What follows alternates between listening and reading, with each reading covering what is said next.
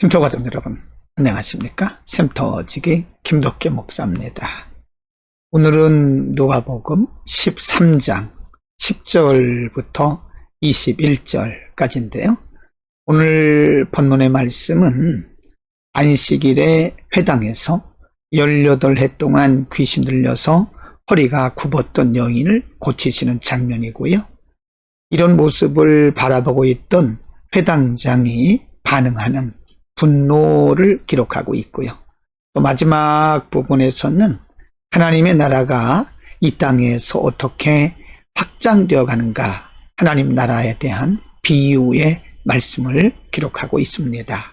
13장 11절 이하에 보면 18해 동안이나 귀신 들려 앓으며 꼬부라져 조금도 펴지 못하는 한 여자가 있더라.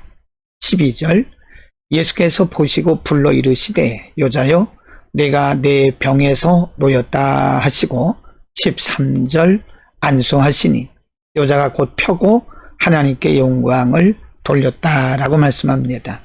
이 여인은 18해 동안이나 허리를 펴지 못하고 허리가 굽었던 상태로 살았던 고통을 당했던 여인입니다.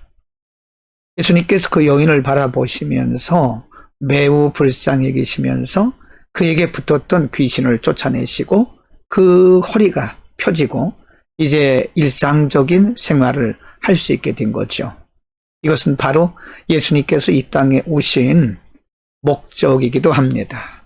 요한일서 3장 8절 말씀에 예수님께서 이 땅에 오신 것은 마귀의 일을 멸하려 하심이라고 말씀했는데요. 바로 사단의 권세로부터 하나님의 백성들을 자유케 하기 위해서 오셨다, 그런 말씀입니다. 예수님은 오늘날도 수많은 영혼들이 사단에게 매여 왕노릇하고 또 사단에게 매여 고통당하는 것을 보시고 예수 그리스도의 이름의 권세를 교회와 그리고 모든 믿는 자들에게 위임하셨습니다. 이 땅의 모든 교회와 사역자들, 성도들은 예수 그리스도의 이름으로 사단에 매여 있는 자들을 해방시켜야 할 사역을 해야 하는 것입니다. 이런 예수님의 자유케 하시는 사역을 보고 있던 회당장이 어떤 반응을 보였을까요? 14절에 보면 회당장이 예수께서 안식일에 병 고치시는 것을 분내어 무리에게 이르되 일할 날이 엿새가 있으니 그동안에 와서 고침을 받을 것이요 안식일에는 하지 말 것이라고 그는 반응을 보입니다. 그때 예수님께서 15절에 보니 이렇게 말씀하십니다. 주께서 대답하여 이르시되 외식하는 자들아 너희가 각각 안식일에 자기의 소나 나귀를 외양간에서 풀어내어 이끌고 가서 물을 먹이지 아니하느냐. 16절 그러면 18해 동안 사단에게 매인받은 이 아브라함의 딸을 안식일에 매임해서 푸는 것이 합당하지 아니하냐라고 도리어 예수님께서 책망하시면서 그에게 외식하는 자라고 말씀하십니다. 회당장은 율법의 조항에 따라서 안식일에 병 고치는 것, 또 병자들이 안식일에 와서 예수님께 기도받는 것이 율법을 어기는 것이다, 율법에 어긋난다고 율법의 조항을 가지고 말했지만 예수님은 율법의 조항보다 더 중요한 것이 생명을 살리는 것이라고 말씀하신 것입니다. 여러분, 율법도 생명을 사랑하는 것이 그 본질입니다. 우리가 어떤 조항에 매여서 정죄하는 것은 성경적 의도나 성경적 사상이 아닌 것을 알아야 됩니다. 성경의 근본적인 그리고 율법의 근본적인 사상과 정신은 바로 사랑과 긍휼인 것입니다. 이제 13장 18절 이하에 보면 하나님 나라에 대해서 비유로 말씀하고 있습니다. 18절 그러므로 예수께서 이르시되 하나님의 나라가 무엇과 같을까? 내가 무엇으로 비교할까? 19절 마치 사람이 자기 채소밭에 갖다 심은 겨자씨 하나를 같으니 자라서 나무가 되어 공중의 새들이 그 가지에 깃들였느니라. 또 이르시되 내가 하나님의 나라를 무엇으로 비교할까? 마치 여자가 가루 서말 속에 갖다 넣어 전부 부풀게 한 누룩과 같으니라 하셨더라. 이 두 가지 비유를 들었는데요. 특징이 있습니다. 그리고 공통점이 있습니다. 겨자씨도 작은 것이고요. 그리고 누룩도 아주 작은 것입니다. 눈에 보이지 않을 정도죠. 그러나 점진성을 가지고 점점 커져서 나중에는 큰 어떤 모양을 이루게 되는 거죠. 겨자씨도 작은 것이지만 점점 자라서 나무가 되고 거기에 공중에 새들이 깃들이게 되고, 또 누룩도 눈에 보이지 않는 것이지만 이것이 점점 부풀어져서 나중에는 큰 모양을 이루게 되는 거죠. 이 비유의 말씀은요, 하나님의 나라가 이렇게 확장되어 간다는 사실을 가르쳐 줍니다. 하나님의 나라가 처음부터 대단하게 웅장하게 시작되는 건 아닙니다.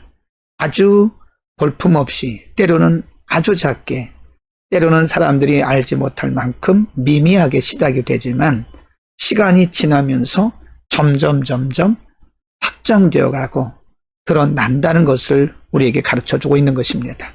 하나님의 나라는 유대인들이 생각했던 것처럼 그렇게 굉장하게 웅장하게 그렇게 멋있게 시작되는 것이 아닙니다. 작은 것으로부터 점진적으로 커가는 것이 하나님 나라의 특징이죠. 한 개인의 믿음도 마찬가지입니다. 믿음이 처음부터 완전하게 큰 사람은 없습니다. 처음에는 매우 어린아이 같죠. 매우 순수하지만 어딘가 모르게 부족함이 많죠. 그러나 이제 시간이 가면서 말씀과 성령이 그의 속에 들어가면서 성숙해져 가는 것입니다. 사람의 믿음이 이렇게 자라서 하나님의 나라가 확장되어 가고, 또 이곳저곳에서 하나님의 나라가 미미하게 시작되지만 점점점 확장되어 가는 것을 우리는 볼 수가 있습니다. 이제 말씀드린 것처럼 하나님의 나라는 처음부터 대단하게 크게 웅장하게 시작되는 것이 아닙니다. 한 개인의 믿음도 처음부터 그렇게 자라는 것이 아닙니다. 아주 작은, 마치 겨자씨처럼 혹은 잘 눈에 보이지도 않을 만큼 작은 누룩처럼 보이지만, 또 그렇게 시작이 되지만 점점점 강하게 자라서 퍼져나가는 것입니다. 하나님의 나라가 이 땅에 확장되어가는 과정에 하나님이 우리를 쓰시죠. 그러므로 우리가 맡은 일이 작다고 소홀히 여겨서는 안 됩니다. 우리가 하고 있는 사역들, 우리가 하고 있는 일들이 매우 작아 보이지만, 그러나 이것이 점점 자라서 이 땅에 하나님의 나라가 확장되어 가는 것입니다. 우리의 모임도 처음에는 작은 것처럼 보이지만 이 모임이 점점 커져서 이 땅에 하나님의 나라가 확장되어져 가는 것입니다. 그러므로 하나님께서 우리 각자에게 맡겨주신 사역이 무엇이든 크든 작든, 크고 작은 것은 사람의 안목으로, 사람의 관점과 기준으로 보는 것이고요, 하나님의 관점에서는 모든 것이 소중한 사역들인 것입니다. 하나님께서 우리에게 맡겨주신 사역들, 어떤 사역이든지 우리는 매우 소중하게 여기고 신실하게 감당해야 할 것입니다. 기도하겠습니다. 거룩하신 아버지, 이 땅에 하나님의 나라가 이루어가는 과정 속에 우리들 한 사람 한 사람을 주의 도구로 써주심을 감사합니다. 거룩하신 아버지, 우리에게 맡겨주신 일들이 크든 작든 우리가 신실하게 최선을 다해서 소중하게 여기고 충성을 다하도록 은혜를 통하여 주옵소서. 우리의 눈에 보기는 작아 보이지만 그것이 곧 큰 하나님의 역사를 이루며 하나님의 나라가 확장되어 감을 믿고 늘 충성스럽게 최선을 다하는 우리 모두가 되게 하여 주옵소서. 예수 그리스도의 이름으로 기도드립니다. 아멘.